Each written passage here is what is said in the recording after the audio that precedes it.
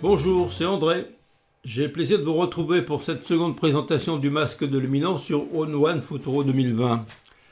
Lors de ma vidéo précédente, nous avons découvert les fonctions essentielles de masque de luminance, dont particulièrement les curseurs niveau et window.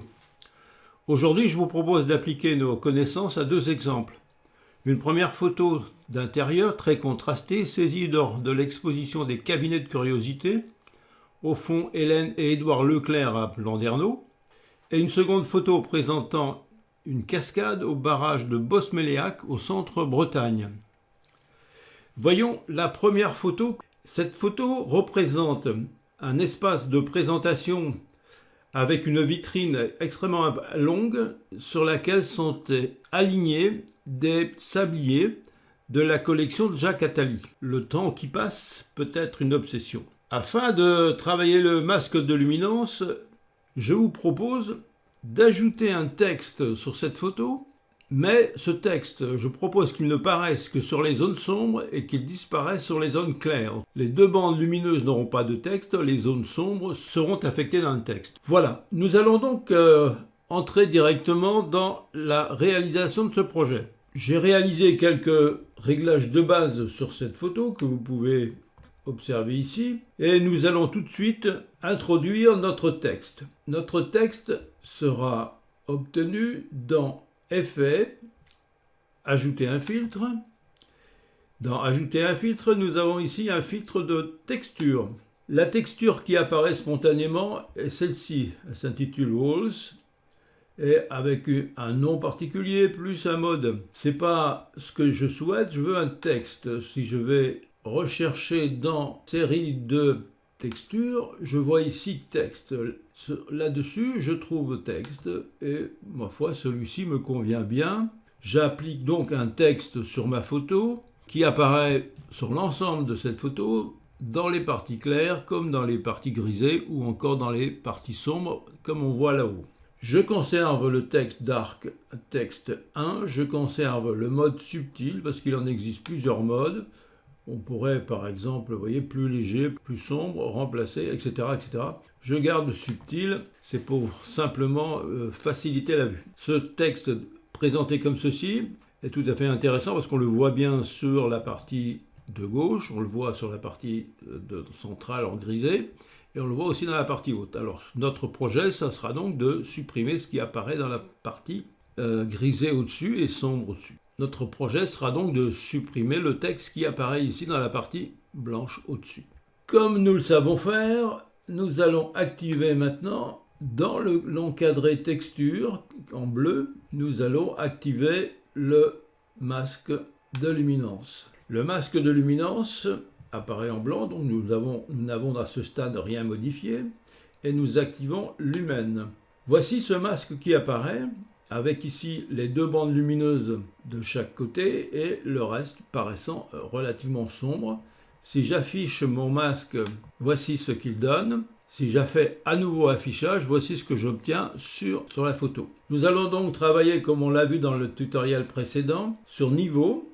Je propose d'abaisser le niveau de façon à activer les grilles et les rapprocher du noir de façon à ce qu'ils deviennent plus intenses sur les noirs. Vous voyez qu'ici dans la zone grisée, mon texte apparaît de façon plus claire. Maintenant, si je prends la partie de droite et si je la rapproche du centre, vous voyez que je n'obtiens pas de modification substantielle. Pour obstruer les blancs, rappelez-vous, Windows à partir de la pastille de droite nous permet de réaliser un masquage. Et vous voyez que je vois apparaître, se déplacer un masquage de gris sur l'ensemble de la barre haute. Et j'obtiens ainsi le masquage de gris sur l'ensemble de cette partie haute. J'observe que mon objectif que j'avais visé, à savoir ne rien afficher sur les deux bandes blanches, est bien tout à fait atteint. Puisque nous sommes à ce stade, on peut travailler sur les curseurs progressivité par exemple.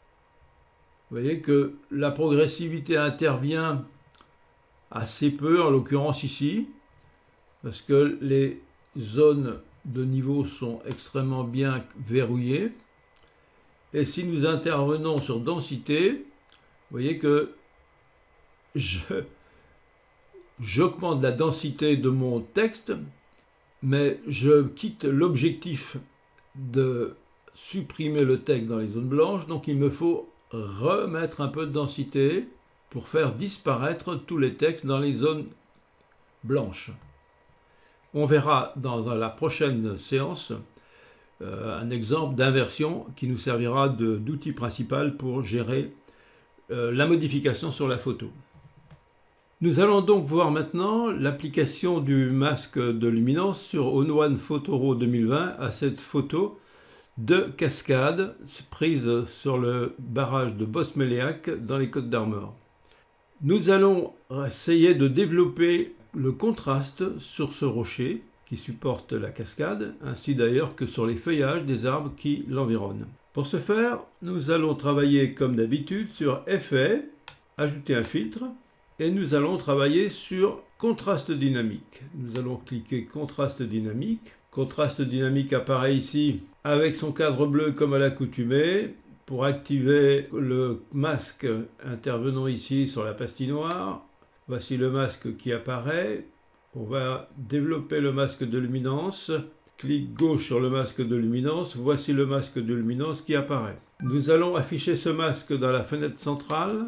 Voici le masque qui apparaît dans la fenêtre centrale. Il devient donc grisé. Il perd donc ses couleurs comme on l'a vu dans les développements de la première vidéo. Sachons qu'il est possible d'inverser le masque. Si je fais donc inverser, vous voyez que ce qui est blanc, c'est-à-dire la cascade, paraît noir. Et puis, ce qui est noir, sombre, apparaît plus ou moins grisé ou plus ou moins noir. L'objectif, c'est précisément de développer le maximum de zones blanches qui à l'origine étaient noires et d'accentuer les zones blanches qui en définitive deviennent noires. Je veux dire par là que ma cascade, je voudrais quasiment la rendre totalement noire et le reste de l'environnement, je veux le rendre blanc. Car je vous rappelle, ce qui est blanc est modifié par l'effet du filtre, ce qui est noir est protégé de l'effet du filtre. Ainsi donc, revenons à nos curseurs niveau et window. Niveau en particulier aura ici un effet intéressant. Si je prends la glissière centrale et je me rapproche de la gauche, vous voyez que mon dispositif s'assombrit, ma cascade devient de plus en plus sombre, voire noire, et plus ça va, plus j'obtiens un noir profond. Si maintenant je prends la glissière de droite et que je la rapproche vers la gauche, j'obtiens aussi, vous voyez, véritablement une zone quasiment noire autour de la cascade et autour des filets d'eau qui l'environnent. Remarquez de la même façon, le barrage prend lui aussi, au moins sur une partie de ses contreforts, une zone plutôt noire, et le toit du bâtiment qui se trouve légèrement au premier plan prend la même couleur. J'obtiens donc ici un masque de luminance inversé, et nous allons agir maintenant sur ce masque avec l'effet du filtre, et je vais prendre la pastille surréaliste, surréal pour être précis. Nous ne reculons devant rien. Et voyons maintenant ce que devient notre photo. Nous cliquons sur affichage. La photo reprend ses teintes. Sommes-nous dans une photo qui est plus contrastée qu'avant? Eh bien, nous allons le savoir avec l'outil ici de comparaison dans la zone d'aperçu. Et voyez que cet outil d'aperçu nous permet d'observer sur le rocher, si nous nous redirigeons vers la zone de droite, que la partie qui est à droite, donc après, est plus contrastée, nettement plus définie que celle qui se trouve à gauche. Notre filtre de contraste dynamique a bien fonctionné grâce à l'action du filtre de luminance de ON1. On peut peut-être aller encore plus loin dans l'observation si on se met à 100%.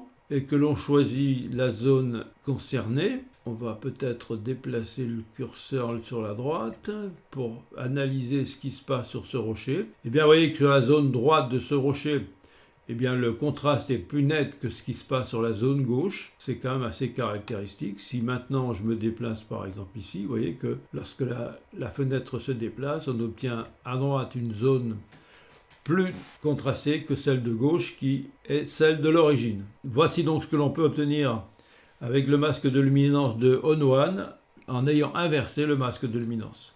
Je vous remercie d'avoir suivi cette seconde vidéo sur le masque de luminance de On-One. Je vous souhaite beaucoup de plaisir à travailler avec ce logiciel et ses fonctions. Je vous dis à bientôt. Kenavo, Kenavo.